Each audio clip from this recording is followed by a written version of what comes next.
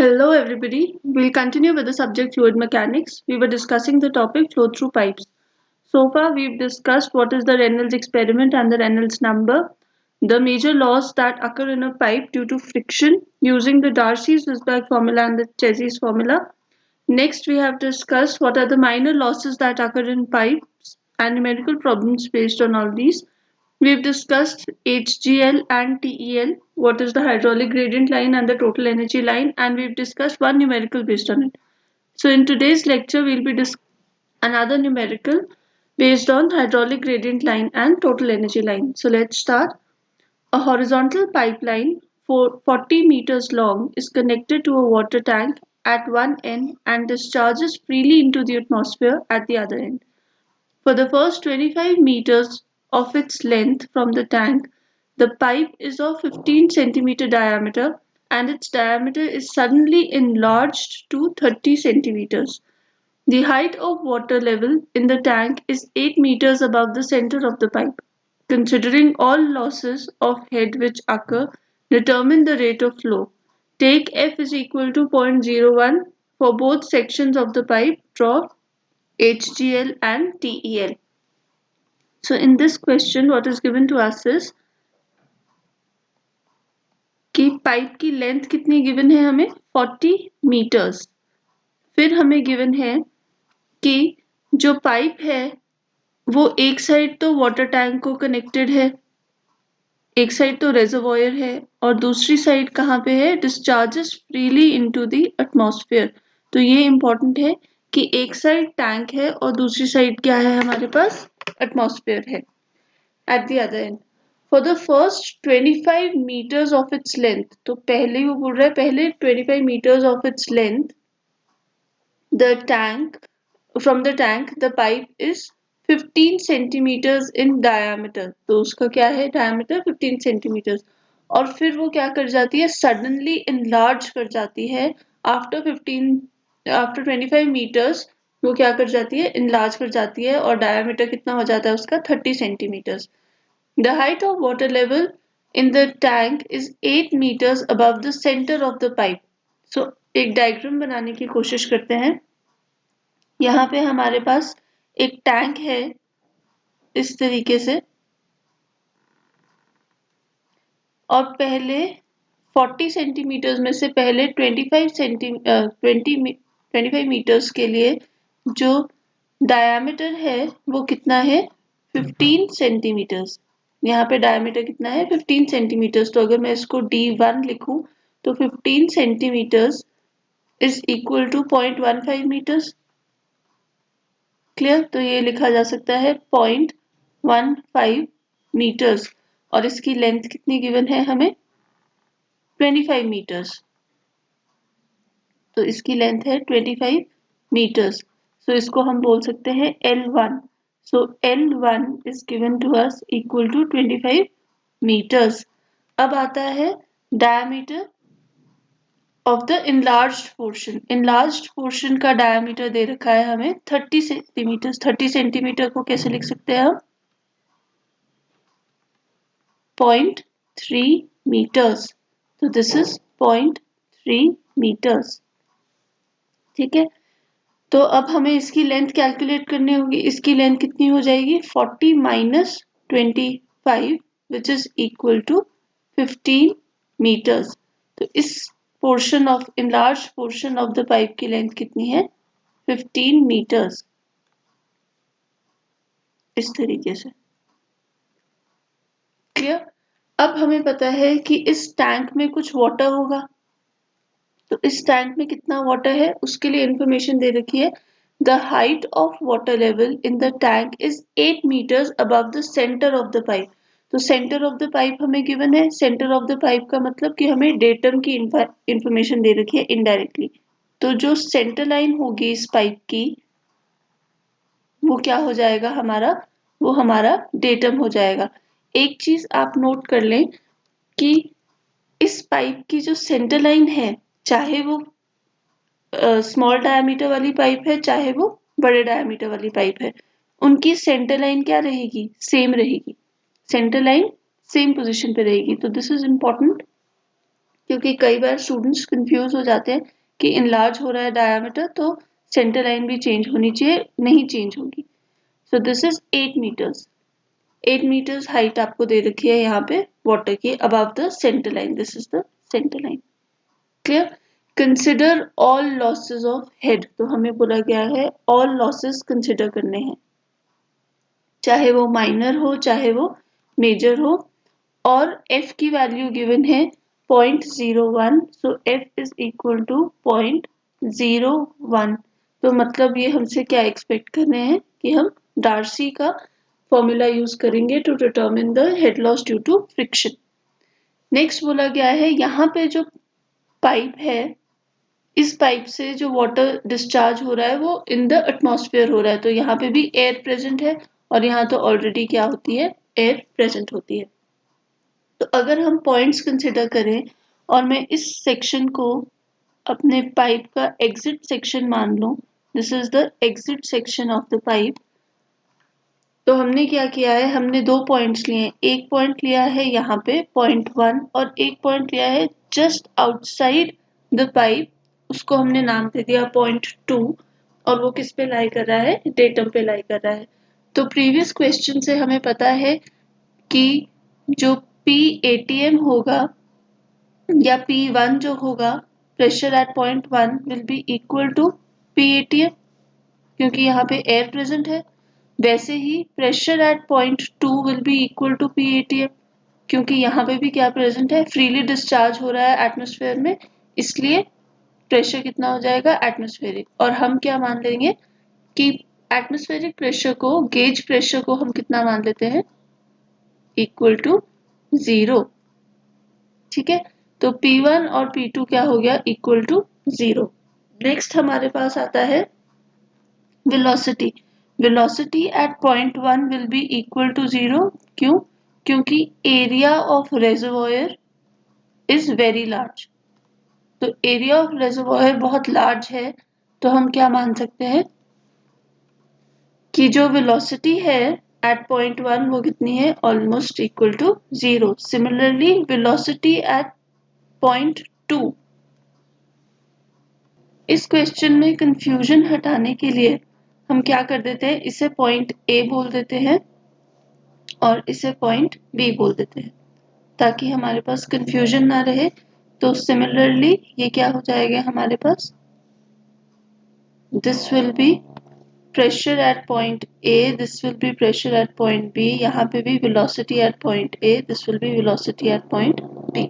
Velocity at point B is equal to 0 because जब atmosphere में release करते हैं तो वेलोसिटी, तो हम क्या मान सकते हैं कि discharging into pipe of infinite diameter. यहाँ पे जो पाइप है उसका डायमीटर कितना है, इनफाइनाइट हो गया है। तो वेलोसिटी एट पॉइंट बी भी क्या हो जाएगी, इक्वल टू 0।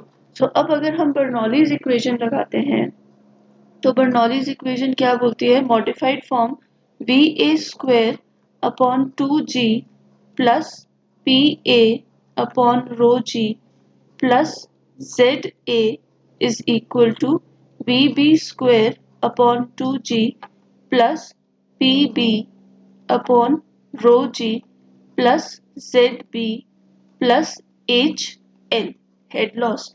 तो हम बोल सकते हैं PA और PB कैंसिल हो गया, क्योंकि PA is equal to atmospheric pressure, PB is equal to atmospheric pressure. ठीक है, और एटमॉस्फेरिक प्रेशर को हमने कितना मान लिया है, gauge pressure is equal to 0। फिर VA हमने 0 बोल दिया क्योंकि जो रेजर्वोयर है उसका डायामीटर बहुत बड़ा है, तो VA is almost equal to 0। Similarly VB हमने 0 बोल दिया क्योंकि यहाँ पे अब हम अज्यूम कर रहे हैं जैसे ही पाइप से बाहर निकलता है पानी, ये एटमॉस्फेयर में फ्री है जाने को, तो एटमॉस्फेयर में डायमीटर क्या हो जाएगा एक पाइप का, इनफाइनाइट डायमीटर की पाइप है एटमॉस्फेयर, तो वहां पे भी वेलोसिटी कितनी हो जाएगी, इक्वल टू 0। अब हम देख सकते हैं कि ये जो पाइप है, ये पाइप पे जो पॉइंट B है ये कहाँ पे लाई कर रहा है, ऑन द डेटम। क्योंकि ये पॉइंट ऑन द डेटम है तो ZB कितना हो जाएगा, equal to 0 as it lies on the datum. Clear, तो ZB भी क्या हो जाएगा, equal to 0। So I am left with ZA is equal to HL. ZA किसके इक्वल है? HL के इक्वल है. So this is important. अब हमने देखना है कि ये HL, पहले तो ZA की वैल्यू देख लेते हैं. ZA की वैल्यू कितनी हो जाएगी? ZA will be equal to 8 meters, क्योंकि पॉइंट A जो है वो डेटम से कितनी हाइट पे है? 8 meters हाइट पे है. So ZA is equal to 8 meters. अब देखते हैं कि लॉसेस कौन कौन से आकर कर रहे हैं. तो लॉसेस देखिए, सबसे पहले तो पानी क्या कर रहा है? पानी इस पॉइंट पे पाइप में एंटर कर रहा है. तो यहाँ पे क्या हो रहा है? एंट्री पॉइंट है हमारे पाइप की. ठीक है. तो पानी जैसे ही रिजर्वॉयर से पाइप में एंटर करेगा, वो क्या एक्सपीरियंस करेगा? वो एक एंट्री लॉस एक्सपीरियंस करेगा. तो यहाँ पे आते ही पानी क्या एक्सपीरियंस करेगा? Entry loss. फिर जब पानी इस L1 डिस्टेंस पे मूव कर रहा है, तो पानी क्या एक्सपीरियंस करेगा? Head loss due to friction. तो उसको हमने नाम दे दिया HF1, क्योंकि जैसे जैसे पानी आगे बढ़ता जाएगा वैसे वैसे उसको फ्रिक्शन की वजह से लॉसेस सफर करने होंगे. फिर आते हैं इस पॉइंट पे. तो यहाँ पे क्या हो रही है? इस पॉइंट पे हो रही है सडन इनलार्जमेंट. सडन इनलार्जमेंट, जैसे ही पानी एक डिफरेंट डायमीटर की पाइप में एंटर करेगा, तो पानी अगेन क्या एक्सपीरियंस करेगा? लॉस एक्सपीरियंस करेगा ड्यू टू सडन इनलार्जमेंट. ठीक है. तो इसको बोल दिया हमने HE. यहाँ पे ये क्या हो जाएगा? HI. ठीक है. फिर सडन इनलार्जमेंट हो गया. फिर आगे गया पानी, तो पानी को फिर से क्या एक्सपीरियंस करेगा? पानी फ्रिक्शन एक्सपीरियंस करेगा इन द डिस्टेंस L2. तो इसको हमने बोल दिया HF2. अब पाइप के जब तक तो पानी अंदर है तब तक तो लॉसेस खत्म है, इतने ही लॉसेस होंगे. पर क्योंकि हमारा पॉइंट भी पानी पाइप के बाहर है, तो जैसे ही हम पाइप के बाहर आते हैं, वो क्या एक्सपीरियंस करेगा? एक एग्जिट लॉस H0. क्या एक्सपीरियंस करेगा? एक एग्जिट लॉस H0. तो अगर हम यहाँ लिखें, तो हमारे पास पानी कितने लॉसेस एक्सपीरियंस कर रहा है? वाटर इज एक्सपीरियंसिंग एक एंट्री लॉस HI. फिर वो एक्सपीरियंस कर रहा है HF1 friction loss in pipe 1. फिर एक्सपीरियंस कर रहा है इनलार्जमेंट लॉस. फिर एक्सपीरियंस कर रहा है फ्रिक्शन लॉस इन पाइप 2. और फिर लास्ट में एक्सपीरियंस कर रहा है एग्जिट लॉस. सो जब पानी इस सडनली इनलार्ज्ड पाइप में एंटर करता है और फ्लो करता है उसके थ्रू, तो वो ये सारे लॉसेस को एक्सपीरियंस करेगा. These 5 losses including major as well as minor losses. So let's write the formulae. HI क्या हो जाएगा? 0.5 V square upon 2G. This is for entry. Next is HF1. HF1 क्या हो जाएगा? 4FL V square upon 2GD. ये है friction in pipe 1. Friction किसमें? इन pipe 1. इन pipe 1 है, तो इसलिए हम क्या बोल सकते हैं? यहाँ पे हमें कुछ मॉडिफिकेशंस करनी होंगी. क्या मॉडिफिकेशंस? यहाँ पे L कौन सा आएगा? L1 आएगा. वेलोसिटी कौन सी आएगी? वेलोसिटी 1 आएगी. एंट्री लॉस में भी वेलोसिटी कौन सी आनी थी? H1 V1. नेक्स्ट है सडन इनलार्जमेंट. सडन इनलार्जमेंट में क्या होता है? V1 माइनस V2 का होल स्क्वायर अपॉन 2G. तो ये किसकी वजह से है? Sudden enlargement. नेक्स्ट है आपके पास HF2. HF2 क्या है? 4FL2V2 स्क्वायर अपॉन, यहाँ पे D1 आएगा, यहाँ क्या हो जाएगा? D2GD2. तो this is friction in pipe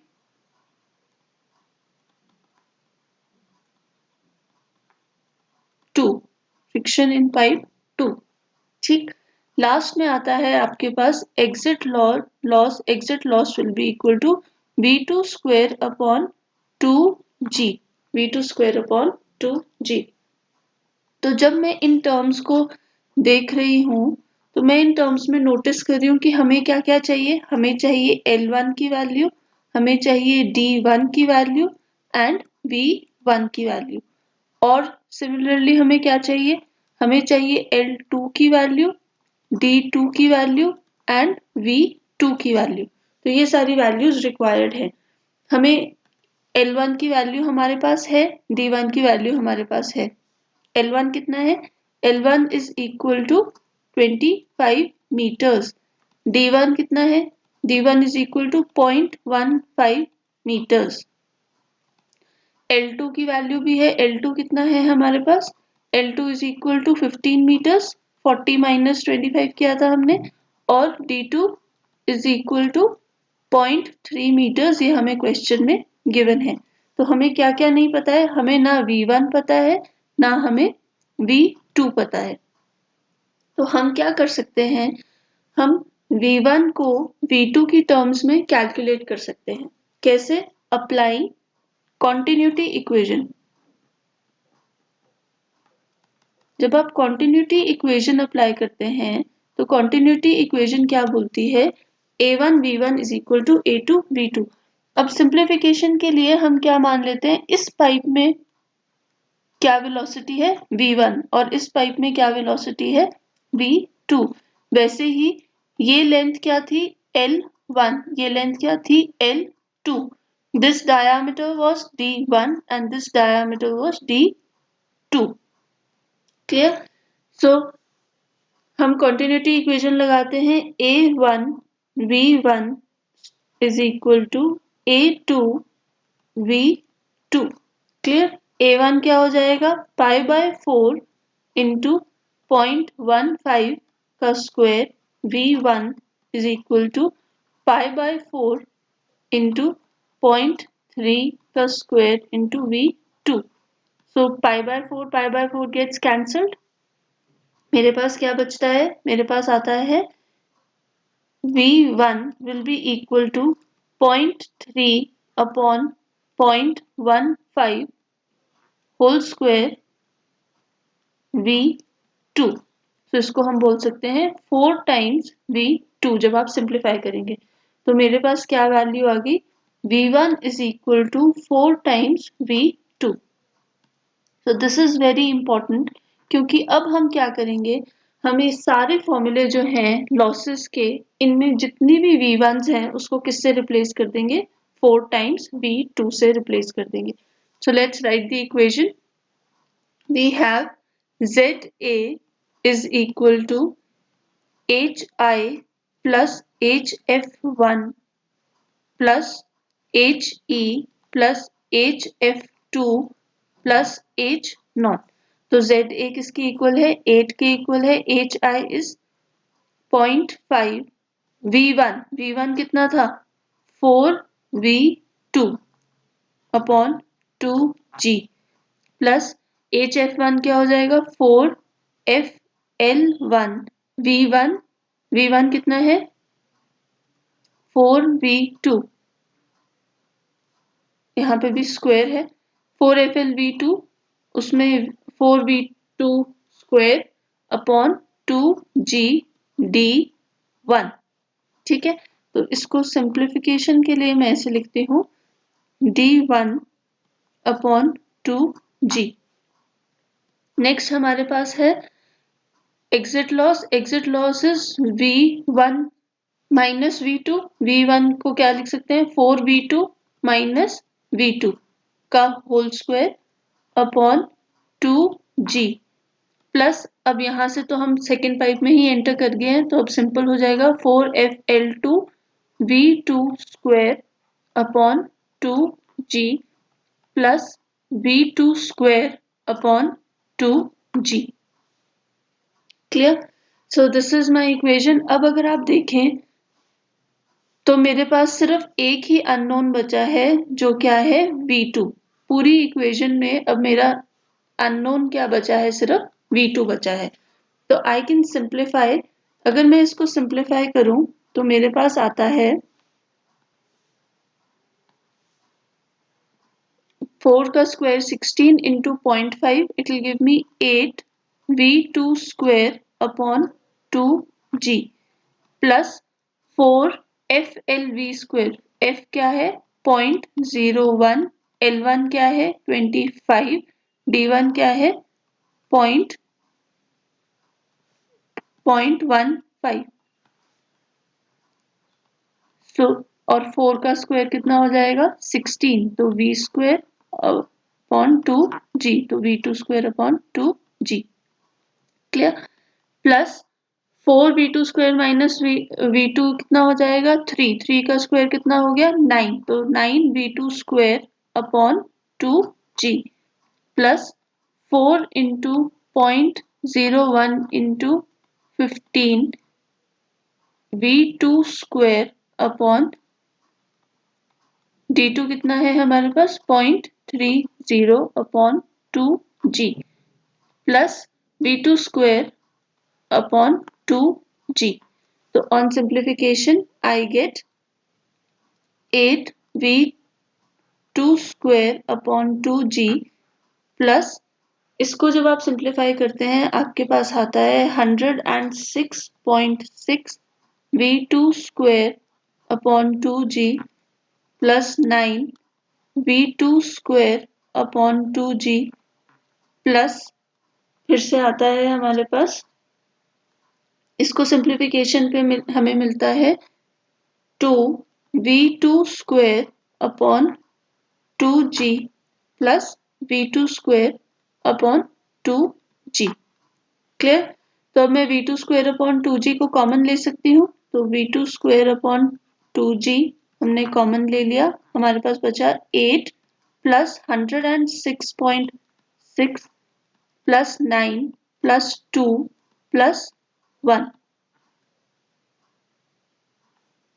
So this gives me equal to 126.6 V2 square upon 2G.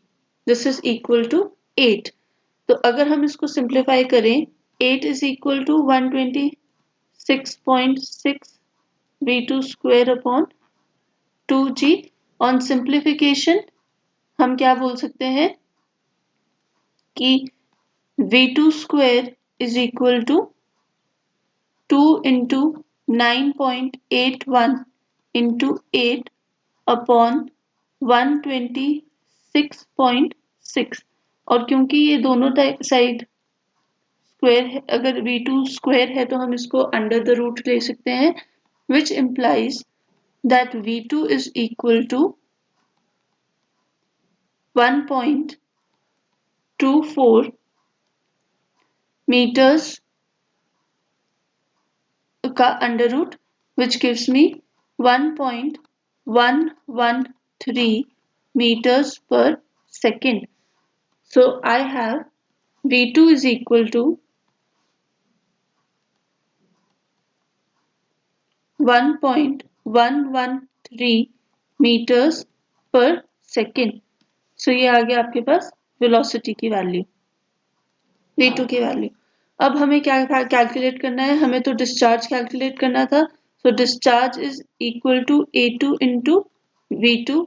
So that will be pi by 4 into 0.3 का square into 1.113 which is equal to 0.078 meter cube per second. This is the required discharge. First part of the question is complete. अब हमें पूछा गया है total energy line और hydraulic gradient line. तो total energy line और hydraulic gradient line के लिए पहले हमें इंडिविजुअल डिस्चार्जेस की वैल्यू कैलकुलेट करनी होगी. तो इंडिविजुअल डिस्चार्जेस की वैल्यू के लॉसेस की वैल्यू कैलकुलेट करनी होगी. तो वो क्या हो जाएगा HI is equal to 8 V2 square upon 2G which will give me 0.505 meters. अब मैं डायरेक्टली वैल्यूज लिख रही हूँ यहाँ पे, आप V2 की वैल्यू सब्स्टिट्यूट करके कैलकुलेशंस कर सकते हैं. सो HF1 कितना हो जाएगा 106.6 V2 square upon 2G which will give me 6.731 meters. ध्यान दीजिए कि मैं सारी टर्म्स जो हैं वो मिनिमम 3 डिजिट्स तक लेके जा रही हूँ after the decimal. So 3 decimal places तक आपने करना है. enlargement का लॉस हो जाएगा 9v2 square upon 2g which is equal to 0.568 meters. Then hf2 will be equal to 2v2 square upon 2g which will give me 0.126 meters. And h naught exit loss is v2 square upon 2g, so that is equal to 0.0632 meters. So ये हमारे पास सारे losses की value आ गई है. So let's draw the hydraulic gradient line. So this is the reservoir and the pipe. These are the values of the entry loss, the friction loss in the first pipe, the enlargement loss, the friction loss in second pipe, and the exit loss. These are the values of V1 square by 2g and V2 square by 2g. So let's start. हमें पता है कि हमारा जो total energy line है, again sine convention यहाँ mention कर देते हैं. साइन कन्वेंशन है कि अगर आप सॉलिड लाइन बना रहे हैं तो वो TEL है और अगर आप डॉटेड लाइन बना रहे हैं तो वो HGL है. बट और क्लैरिटी के लिए मैं क्या यूज करूंगी, TEL will be used using a red color and HGL will be drawn using a green color. ठीक है. सो TEL स्टार्ट करते हैं. TEL में क्या है कि हमारा जो ये फर्स्ट पॉइंट है उसमें टोटल एनर्जी कहाँ पे है, 8 पे है, इधर है.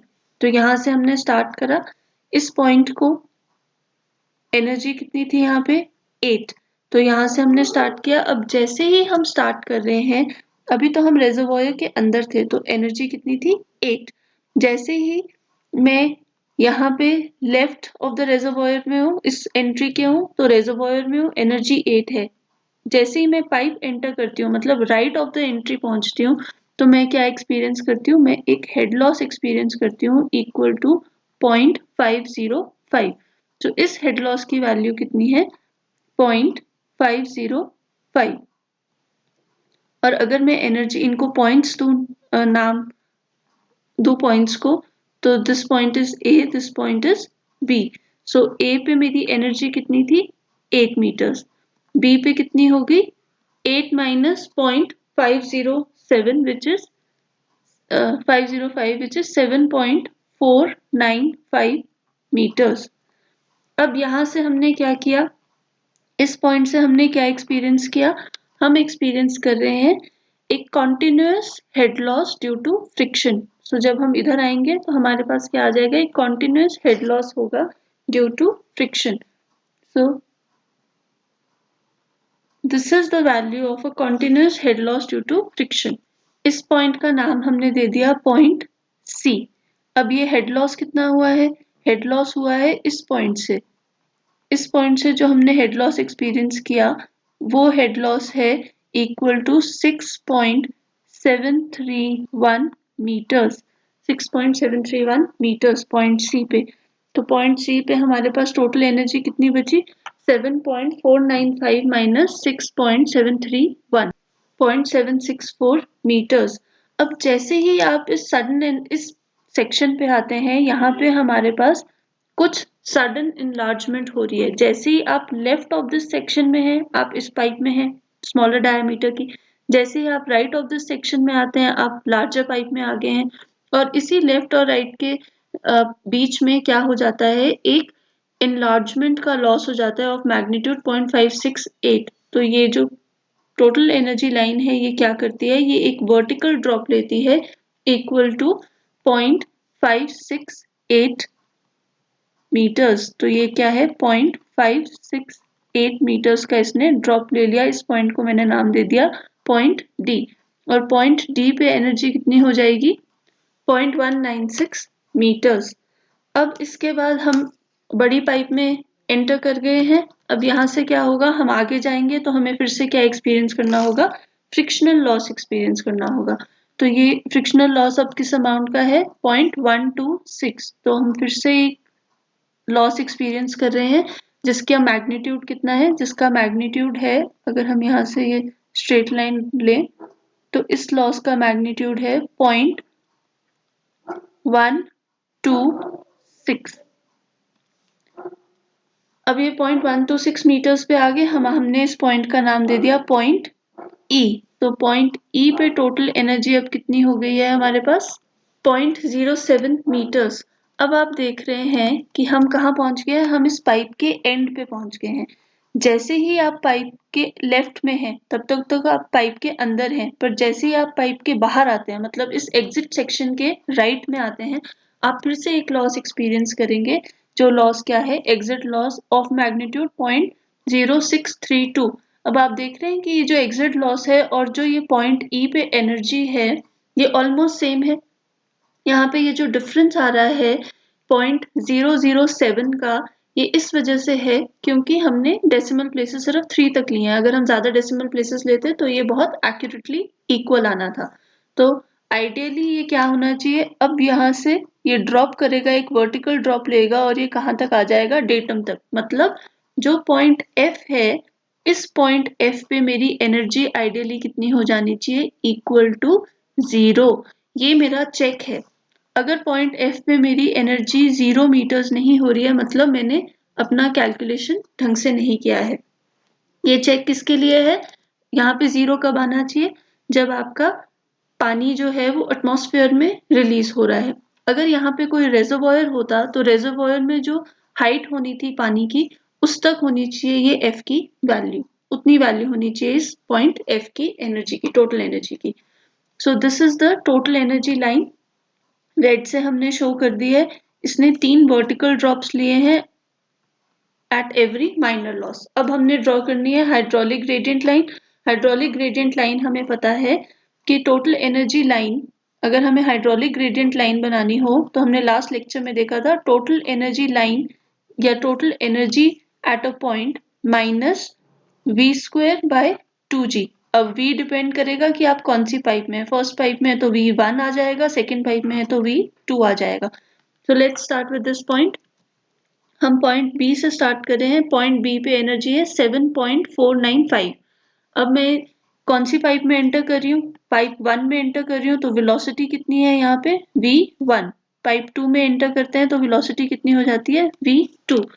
सो इससे अगर मुझे यहाँ पे पॉइंट की वैल्यू निकालनी है, HGL की वैल्यू निकालनी है, इस पॉइंट को मैंने नाम दे दिया S पॉइंट के लिए। तो S पॉइंट कैसे आएगा, पॉइंट B की एनर्जी में से हमने क्या माइनस करना है, 1.0102। मतलब मैंने V1 square minus V1 square upon 2g की वैल्यू माइनस करनी है। So I am left with energy at point S is equal to 6.485 metres. और ये जो ड्रॉप आ रहा है यहाँ पे एनर्जी का, ये वर्टिकल ड्रॉप, ये किसकी इक्वल है, ये v1 स्क्वायर अपॉन 2g के इक्वल है। सो अब हमें पता है, हमने ये पॉइंट S ऑब्टेन कर लिया। अब पॉइंट S के, क्योंकि ये यूनिफॉर्म डायमीटर है यहाँ तक पाइप का, तो ये क्या जाएगा, ये एक पैरेलल लाइन बनेगी टू टोटल एनर्जी लाइन। तो हम क्या कर सकते हैं, हम यहाँ से एक पैरेलल लाइन ड्रॉप करेंगे टोटल एनर्जी लाइन के लिए। ये टोटल एनर्जी लाइन यहाँ तक तो आ गई। अब आप देख सकते हैं कि ये पॉइंट C के कॉरेस्पॉन्डिंग है। ये जो लाइन पॉइंट आया है यहाँ पे हमारे पास, इसको हमने पॉइंट को क्या नाम दे दिया, पॉइंट T। तो पॉइंट T कैसे आया है हमारे पास, T अगेन कैसे आया है, माइनस 1.0102 को माइनस करके हमारे पास पॉइंट T आया है, which is equal to minus of 0.246 metres. अगर आप ये स्केल पे बनाते तो ये पॉइंट है हमारे पास, ये पॉइंट हमारे पास बिलो द डेटम आना था अगर आप टू द स्केल बनाएंगे। ठीक है, तो यहाँ पे इस पॉइंट पे, पॉइंट टी पे मेरे पास एनर्जी कितनी है, -0.246। अब मैं पॉइंट डी पे आ गई। पॉइंट डी पे मुझे कहाँ जाना होगा, पॉइंट डी से अब ये एनर्जी यहाँ पे ड्रॉप कर रही है, तो मुझे क्या करना होगा, अगेन इस पे अब मुझे देखना होगा कि ये तो जो पॉइंट डी आया था तो मेरा पाइप कौन सा हो गया था, मेरा पाइप ये हो गया था। ठीक है, तो मुझे अब V2 square minus two upon two g minus करना है। तो यहाँ से मैं क्या माइनस करूंगी, V2 स्क्वायर अपॉन टू जी। तो V2 स्क्वायर कितना है, 0.0631।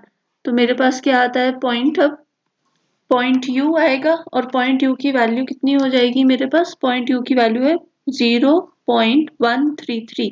तो पॉइंट टी कहाँ था, पॉइंट टी था जब हम छोटी पाइप में थे, पर जैसे ही हम बड़ी पाइप में आए तो हाइड्रोलिक ग्रेडियंट लाइन से अब कौन सी वेलोसिटी का हेड माइनस होगा, सेकेंड पाइप की वेलोसिटी का हेड माइनस होगा। तो जब मैंने पॉइंट डी से second velocity V2 square by 2g minus किया तो मेरे पास क्या पॉइंट आ गया, पॉजिटिव ऑफ 0.133। मतलब मेरी जो ये हाइड्रोलिक ग्रेडियंट लाइन है अब ये एक ऊपर का टर्न लेगी, वर्टिकल राइज करेगी, वर्टिकली राइज करेगी। और यहाँ पे वैल्यू क्या आ जाएगी पॉइंट यू की, 0.133 मीटर्स। अब हमने फिर से क्या करना है, हम पॉइंट ई तक पहुंचना चाहते हैं। यहाँ पे क्या होगा, हमें V2 square minus to g minus करना होगा। V2 स्क्वायर माइनस टू जी क्या है हमारे पास, माइनस ऑफ 0.0631। तो जब आप ये माइनस करते हैं तो आप अल्टीमेटली कहाँ पहुंच जाते हैं, हम इस लाइन के पैरेलल चलते हैं and we reach the datum. So अगर आप देखें तो this line is parallel to this line and this line is parallel to this line. और ये क्या है आपका HGL, ये भी क्या है आपका HGL। सो यहाँ पे जब मेरा कोइंसाइड कर जाता है, यहाँ पे सिमिलरली सेम एरर आ रहा है 0.007 का, जो एरर इसलिए है क्योंकि हमने नंबर ऑफ प्लेसेस कम लिए थे। अगर यहाँ पे number of decimal places sufficient होते तो ये वैल्यूज क्या कर जानी थी, कोइंसाइड करनी थी और हमारे पास नीचे वैल्यू क्या आ जानी थी, इक्वल टू 0। तो अब आप देखेंगे कि यहाँ पे अल्टीमेटली ये लाइन जो है वो किसके साथ कोइंसाइड कर जाएगी, डेटम के साथ कोइंसाइड कर जाएगी। And this is the required total energy line and hydraulic gradient line. अगर आप ये टू द स्केल बनाएंगे तो आपको और क्लियरली ये जो पॉइंट है टी ये बिलो द डेटम आएगा और point U above the datum आएगा, क्योंकि T is negative and U is positive. So I hope आपको ये लेक्चर समझ आया होगा टोटल एनर्जी लाइन और ग्रेडियंट एनर्जी लाइन पे how do we calculate the formulas and how do we calculate the values. So thank you and stay tuned.